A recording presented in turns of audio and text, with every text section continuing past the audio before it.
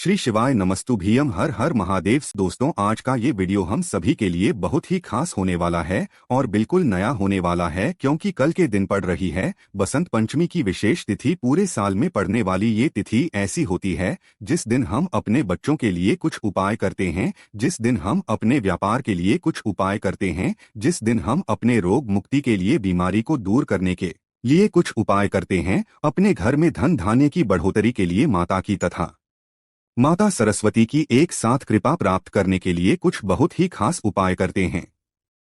पूज्य गुरु जी ने अपनी शिव महापुराण की कथा में बसंत पंचमी के लिए बहुत ही खास उपाय बताए हैं, जो आज आपको इस वीडियो में बताए जाएंगे।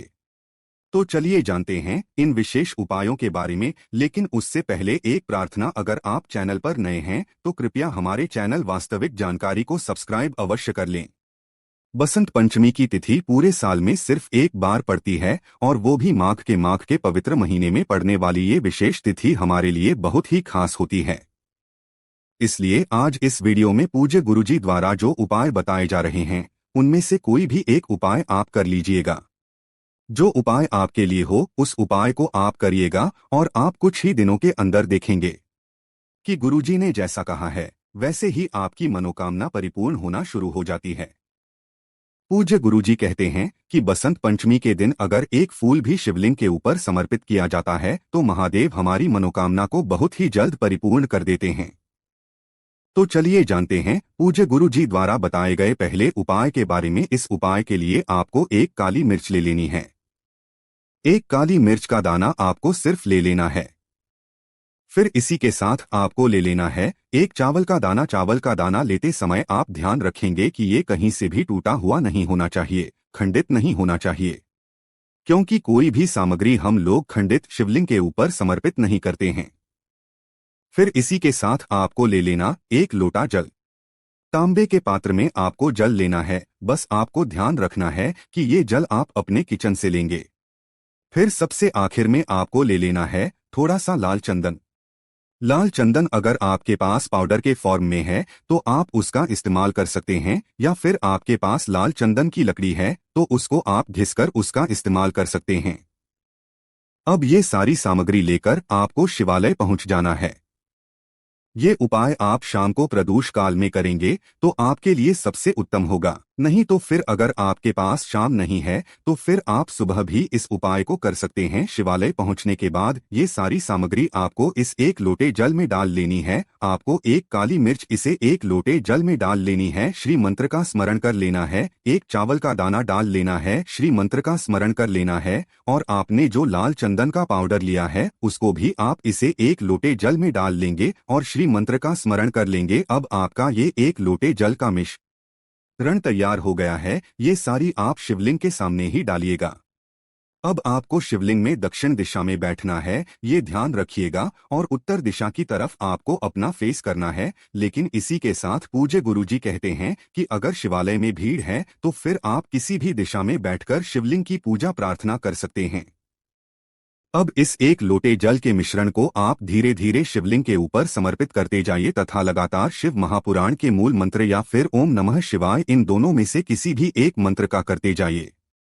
गुरुजी कहते हैं कि जल आपको इतने धीरे समर्पित करना होता है कि जल समर्पित करते करते आप कम से कम 11 बार या 21 बार श्री मंत्र का स्मरण जरूर कर लिया करें।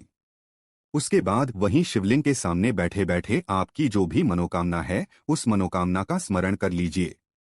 महादेव से उस मनोकामना को पूर्ण करने की प्रार्थना कर लीजिए और फिर वापस अपने घर आ जाइए। गुरुजी ने कहा कि माघ मास में पड़ने वाली इस विशेष बसंत पंचमी दिन अगर कोई भी व्यक्ति इस उपाय को कर लेता है तो उसकी मनोकामना महादेव की कृपा से बहुत ही जल्द परिपूर्ण हो जाती है। तो दोस्तों, इस विशेष उपाय को आप जरूर करिएगा। अब जानते हैं गुरुजी द्वारा बताए गए दूसरे खास उपाय के बारे में, जो आपके जीवन में धन की वृद्धि करने के लिए, धन धान्य के भंडार को भरने के लिए। इस उपाय के लिए आपको थोड़ा सा जल ले लेना है। जल आप चाहे तो एक कटोरी में ले लें या फिर एक छोटे से गिलास में ले लें। ये जल आप चाहे तो स्टील के पात्र में ले लें या फिर के पात्र में ले लें। किसी भी पात्र में आप थोड़ा सा जल ले सकते हैं। और इसी के साथ आपको गुड़ के थोड़े से छोटे छोटे टुकड़े ले लेने हैं। इस गुड़ को आप पीस लीजिएगा, यानी इस गुड़ को आप बिल्कुल महीन महीन कर लीजिएगा और इसी जल में मिला लीजिएगा। अगर आप कटोरी में जल ले रहे हैं तो आपको सिर्फ आधी कटोरी जल लेना है और इसमें ये छोटा छोटा गुड़ का टुकड़ा करके इसको अच्छे से मिला लेना है। इसको पूरा अच्छे से जल में मिक्स कर लेना है, यानी ये गुड़ जल में पूरा मिक्स हो जाएगा।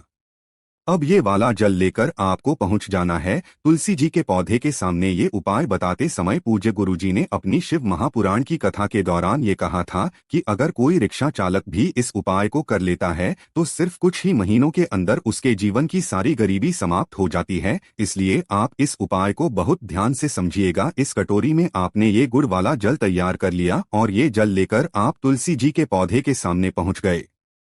अब ये जल आपको तुलसी जी की जड़ में साथ समर्पित करना है। ये जल आपको पूरा एक बार में नहीं समर्पित कर देना है और डायरेक्ट नहीं समर्पित करना है। थोड़ा सा जल आपको अपने हाथ में लेना है, यानी अपनी उंगली में लेना है और अपना नाम व गोत्र बोलना है और तुलसी जी में समर्पित कर देना है। फिर थोड़ा सा जल अपनी उंगली में लेना है, यानी अपनी हथेली में लेना है, अपना नाम व गोत्र बोलना है और जल समर्पित कर देना है। ऐसे ही आपको 7 बार अपनी उंगली में ये जल लेना है, यानी अपनी हथेली में ये जल लेना है और 7 बार अपना नाम व गोत्र बोलना और ये पूरा जल आपको 7 बार में समर्पित कर देना है।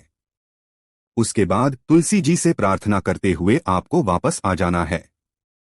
गुरु जी कहते हैं कि पंचमी की तिथि में धन प्राप्ति के लिए सबसे अचूक उपाय अगर कोई है तो वो यही है। ये उपाय करने के बाद आपके जीवन में चाहे जैसी दरिद्रता चल रही हो, चाहे जितनी निर्धनता चल रही हो, आपके जीवन में माता लक्ष्मी की कृपा जरूर प्राप्त होती है।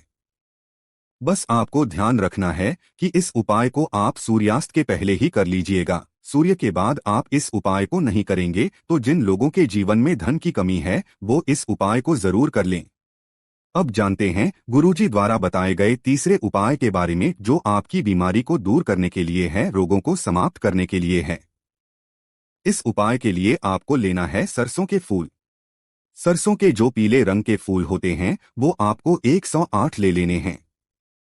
गुरुजी ने बसंत पंचमी का सबसे अच्छा उपाय बताया था और उन्होंने कहा था अगर रोग बीमारी आपका पीछा ही नहीं छोड़ रही है, लगा डॉक्टरों को दिखा दिखा कर परेशान हो चुके हैं, इलाज करवा करवा के थक चुके हैं, आपको लग रहा है कि आपके शरीर में ऐसा रोग हो गया है जो अब ठीक ही नहीं हो सकता, तो गुरुजी ने कहा कि ये उपाय सिर्फ इस बसंत पंचमी के दिन करिएगा और आप स्वयं ही कुछ ही दिनों के अंदर या कुछ ही महीनों के अंदर देखेंगे कि आपकी बीमारी धीरे धीरे समाप्त होना प्रारंभ हो गई है।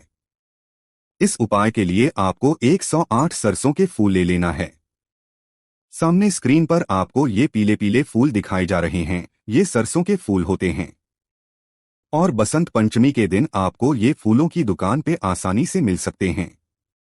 तो आपके घर के आसपास जो फूलों की दुकान हो वहां पर आप जाकर जरूरगा। अगर आपको रोग या बीमारी को समाप्त करना है तो इस उपाय को जरूर करिएगा। 108 गिनकर आपको ये पीले फूल ले लेने हैं और ये लेकर आपको पहुंच जाना है शिवालय। इस उपाय को आप पूरे दिन में किसी भी समय कर सकते हैं। अब आप शिवलिंग के सामने बैठकर ये सारे फूल चाहे तो एक एक करके समर्पित कर दें या फिर एक साथ समर्पित कर दें। अगर एक करके समर्पित कर रहे हैं तो एक फूल समर्पित करिए और श्री शिवाय नमस्तव मंत्र का स्मरण करिए। दूसरा फूल समर्पित करिए, श्री शिवाय नमस्तव मंत्र का स्मरण करिए। ऐसे आप जब पूरे 108 फूल समर्पित कर लें तो आपको अब धूतेश्वर महादेव से प्रार्थना कर लेनी है। आपको बीमारी दूर करने की प्रार्थना करते हुए फिर वापस अपने घर आ जाना है। गुरुजी ने कहा कि बसंत पंचमी के दिन अगर आप पीले रंग के ये फूल शिवलिंग के ऊपर समर्पित कर लेते हैं तो हम आपको इस व्यासपीठ से यकीन दिलाते हैं कि आपकी बीमार बहुत ही जल्द आराम मिलना शुरू हो जाएगा। आप जानते हैं गुरुजी द्वारा बताए गए चौथे उपाय के बारे में, जो सबसे आखिरी उपाय है। ये उपाय आपको अपने बच्चों के लिए करना है। इस उपाय के लिए भी आपको ये पीले रंग के फूल ले लेने हैं, यानी ये सरसों के फूल लेने हैं, लेकिन आपको सिर्फ 31 सरसों के फूल लेने हैं। जिन लोगों के बच्चे पढ़ाई लिखाई में कमजोर हैं, जिन लोगों के बच्चे बिगड़ रहे हैं, जिन लोगों के बच्चे उनकी बात नहीं मानते हैं, तो ऐसे बच्चों के लिए आपको ये उपाय करना है। अगर बच्चा स्वयं ये करता है तो बहुत ही अच्छा होगा, और अगर बच्चा स्वयं नहीं कर पाता है तो उस बच्चे से इन फूलों को स्पर्श करवा के आप ये उपाय कर सकते हैं।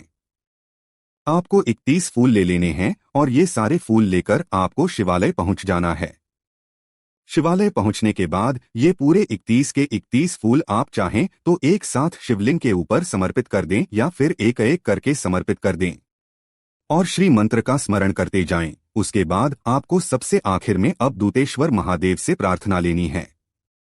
अगर बच्चे ये उपाय कर रहे हैं तो अपने लिए प्रार्थना कर लें, और अगर माता पिता उनके लिए ये उपाय कर रहे हैं तो उनके माता पिता प्रार्थना कर लें कि उनके बच्चे जो गलत संगत में पड़ गए हैं या फिर जिनके बुद्धि ज्ञान विवेक में